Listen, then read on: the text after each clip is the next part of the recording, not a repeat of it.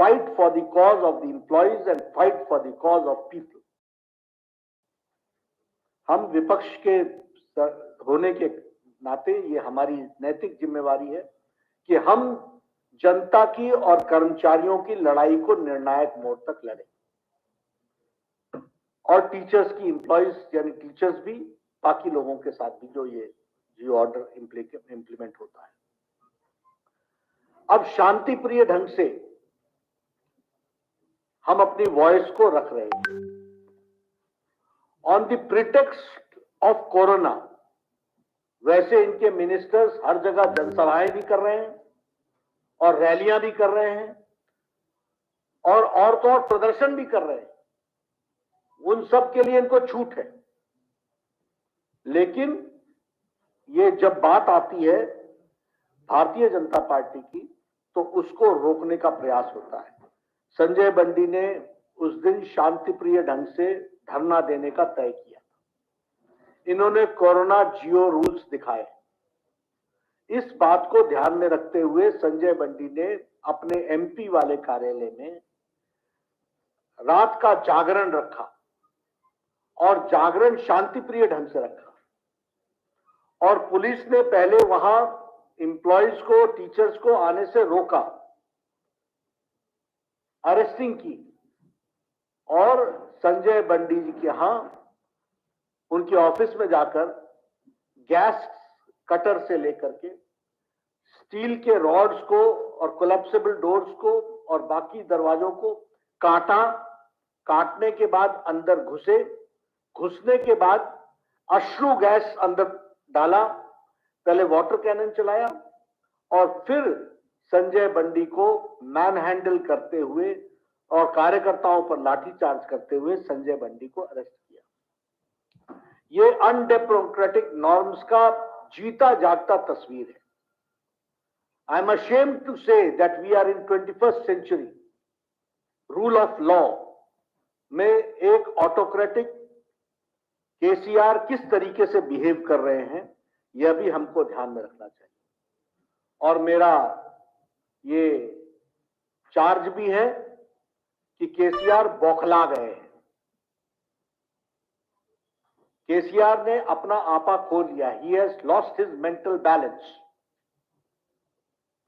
और ये तब हुआ है जब दुबाका में धमाका हुआ है और हुजूराबाद में हुजूर को फटका लगा है।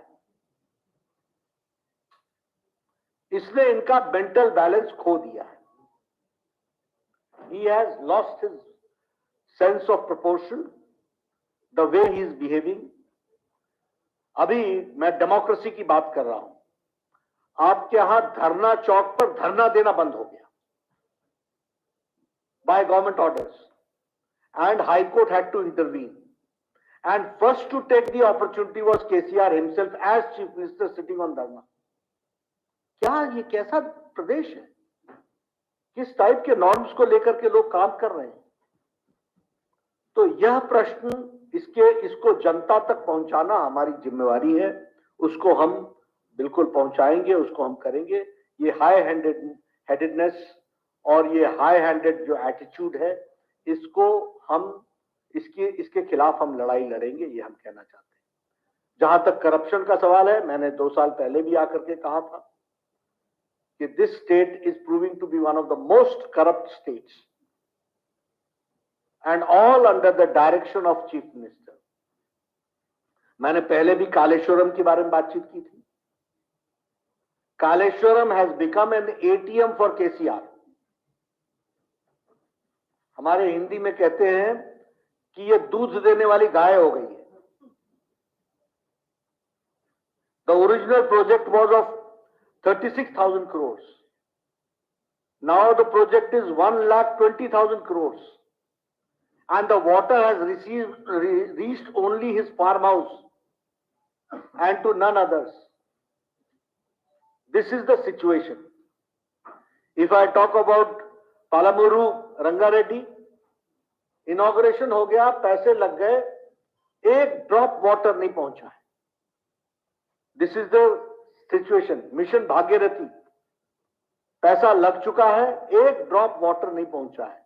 this is the state of corruption, of height of corruption of KCR's government, which we have to understand.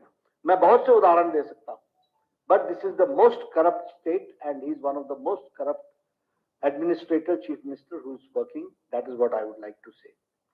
As far as dynastic rule is concerned, बेटा, बेटी, भांजा,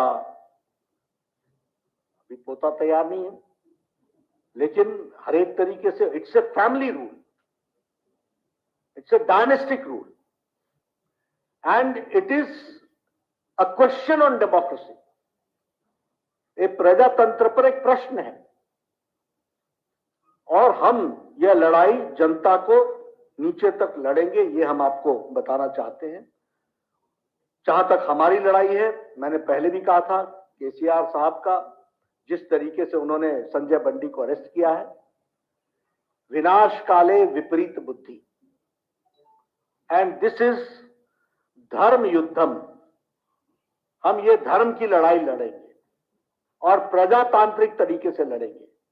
We will take all legal recourse and we will take all democratic things, democratic methods. हम प्रजातांत्रिक तरीके से इस लड़ाई को निर्णायक मोड़ तक लड़ेंगे, और हमारी भारतीय जनता पार्टी को कितना भी रोको, हम रुकने वाले नहीं हैं. अगर हमारे संजय बंडी को अरेस्ट किया है तो हमारा डेली धरना भी चलेगा, हम इसको आगे भी बढ़ाएंगे. आज मैंने शुरू किया है, कल कोई और आएंगे, लेकिन इस लड़ाई को हम निर्णायक मोड़ तक लड़ेंगे, ये हम आपको बताना चाहते हैं. जहां तक मैंने आपके साथ तो कहा ही कि राजनीतिक तरीके से लड़ेंगे, ये नेशनल पार्टी के तरीके के लिए केसीआर जिस तरीके से बिहेव कर रहे हैं, उसका पर्दाफाश करना, ये हमारी राष्ट्रीय जिम्मेवारी भी है और प्रादेशिक जिम्मेवारी भी है, जिसको हम निभा रहे हैं. मैंने तो कोरोना के सारे नॉर्म्स फॉलो किए, and that is why your police commissioner did not have any answer. He thought that I will take law and order in my own hands. We know how to fight democratically and how to see that we do not overstep the laws, but at the same time हम प्रजातांत्रिक तरीके से लड़ते हैं. लेकिन आपने corona कहा तो मैं हमेशा ये कहूंगा कि केसीआर, कोरोना तो बहाना है, सही में तो प्रजलू को दबाना है. आप दबाने पर लगे हो. ये तेलंगाना की प्रजलू को आप दबा नहीं सकते. ये बहाना है कोरोना का. और मैं कहने के लिए नहीं कह रहा हूं, आपको एक छोटा सा, सिर्फ आपकी मेमोरी को शार्पन करने के लिए थोड़ा सा मैं दृश्य आपको दिखाना चाहूंगा. आप जरा इसको भी देख लीजिए कि कोरोना की दुहाई देने वाले బాధ అది ఏమంటుందంటే కరోనా వస్తే మాస్క్ ఇచ్చే పరిస్థితి లేదు. కరోనా వస్తేనే అధ్యక్ష ఇంతమంది కూర్చొని ఎంతమంది మన అధ్యక్ష స్టాఫ్ మనం అంతా కలిసి 120 మంది ఉన్నాం. ఒక్కరికైనా మాస్క్ ఉన్నదా? అంటే మనం చచ్చిపోతామే.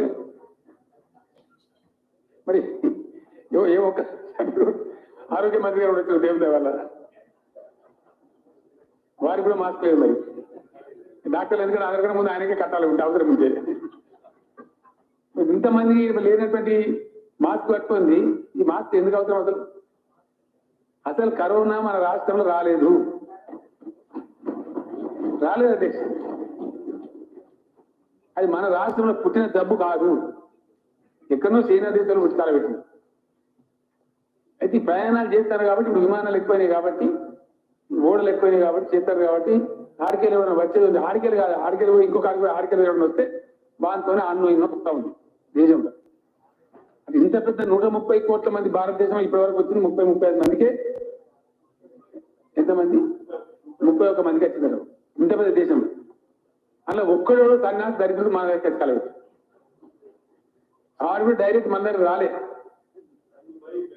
ఆ చైనాకి వెళ్ళి దుబాయ్ పోయి కాలబెట్టిన, దుబాయ్ నుంచి బెంగళూరు పోయింది, బెంగళూరుకి వెళ్ళి మన హైదరాబాద్ వచ్చి రాగానే మన ఈటల రాజేందర్ గారు దొరకబట్టిన గాంధీరావు గారు స్పెషల్ వాడు పడేసి ట్రీట్మెంట్ ఇస్తాను. రాత్రి కూడా పోయించిండు. ఏం ఆయన కూడా మంచిగా భక్తులు చచ్చిపోయే పరిస్థితి లేదు. ఇప్పటి వరకు తెలంగాణ రాష్ట్రంలో సింగల్ మనిషికి కరోనా వ్యాధి రాలేదు. భగవంతుడు మాకు ఎంత శక్తి ఇచ్చిండో అవసరమైతే तो मैं आपको दिखा रहा हूं। तो कोरोना तो बहाना है, प्रजलू को दबाना है और हम ये लड़ाई निर्णायक मोड़ तक लड़ेंगे। मैं अपनी बात यहीं पर समाप्त करता हूं, बट यह लड़ाई प्रजातांत्रिक तरीके से अंतिम निर्णायक मोड़ तक, डिसाइसिव एंड तक लड़ी जाएगी और we will expose KCR, we will expose his corrupt practices, we will expose, और आने वाले समय में दुबाके जैसे धमाके भी होंगे और हुजूराबाद जैसे हुजूर को फटका भी लगेगा। जीएचएमसी आपके सामने है, एक पर एक हमको आप लोगों का आशीर्वाद मिल रहा है।